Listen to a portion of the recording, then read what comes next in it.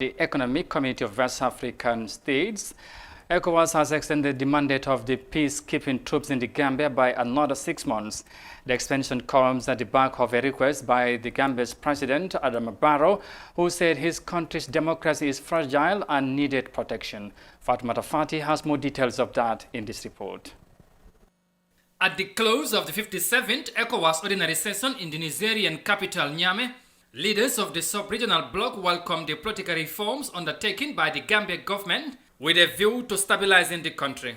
The authority of the ECOWAS head of states and government stated in a communique that it has decided to extend for 6 months the mandate of the ECOWAS mission in the Gambia in order to enable it to provide support to the reform of the security sector. Leaders also agreed to a gradual transformation of Ecomig into a police mission.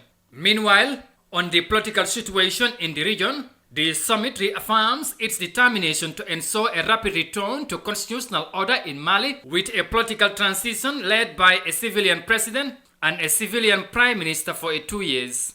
The summit also requests that the president and the prime minister of the transition, both civilians, be appointed no later than September 15, 2020. On Guinea-Bissau, West African leaders welcomed the progress made with regards to the functioning of institutions, in particular the National Assembly and the government.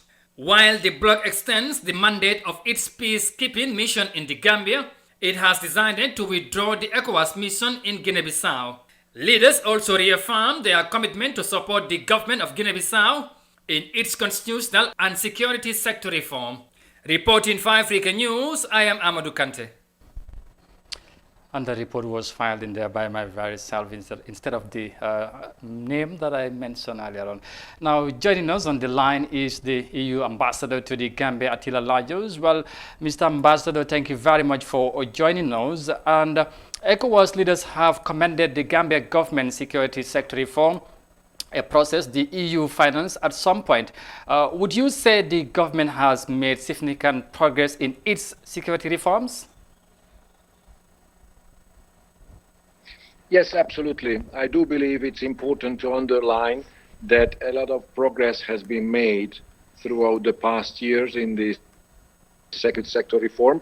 And it's even more important for me to see that in spite of the COVID circumstances, on strategic level, the Honorable Minister of Justice keeps chairing the security sector reform steering committee meetings and ensures that progress is made in spite of the challenging circumstances caused by this pandemic. All right. For some, Gambia's security sector reform process has been slow, and you have said in the past that it is yet to yield, of course, tangible results. How important is this security reform for the country in the quest for stability and good governance? I do believe the security sector reform is one of the cornerstones of the overall transition in the country, and I also strongly believe that without successfully completing a security sector reform, the country's transition and transformation into a real democracy cannot be complete. So it's one of the fundamental objectives of this transition. All right, just lastly, Mr. Ambassador, now, do you think the government is on track to achieve the desired result in its security sector reform process before the 2021 presidential elections? Well, it's certainly not up to me to see if the government is on track. I trust the heads of state, the summit, the ECOWAS summit, took into consideration all the aspects when making a prudent decision to prolong the stationing of the troops in the country for another half a year. I very much look forward to see how this extended mandate could further contribute to the progress in the reforms in the security sector. And I have no doubt that it's in the interest of both the Ecomig forces as well as the country very much to achieve the ambitious goals set by the transition of this country. All right, Mr. Ambassador, I said finally, but then at some point, of course, as you may know, the EU, of course, was funding the security sector reform.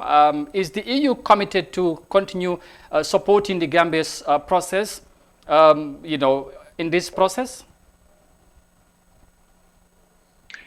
The European Union has been committed to support the Gambian transition process in general, as well as security sector reform in particular. We had various type of interventions, project support, budgetary support, etc. And indeed, on the request from the Ecowas headquarters, the European Union also supported, financially funded the execution of the mandate of the Ecomig troops up until end of March. Then the European Union has not funds from Ecowas as yet. All right, Ambassador Lajos, many thanks for your time. You are certainly welcome, as always. All right, that was the EU ambassador to the Gambia speaking to us live on the line.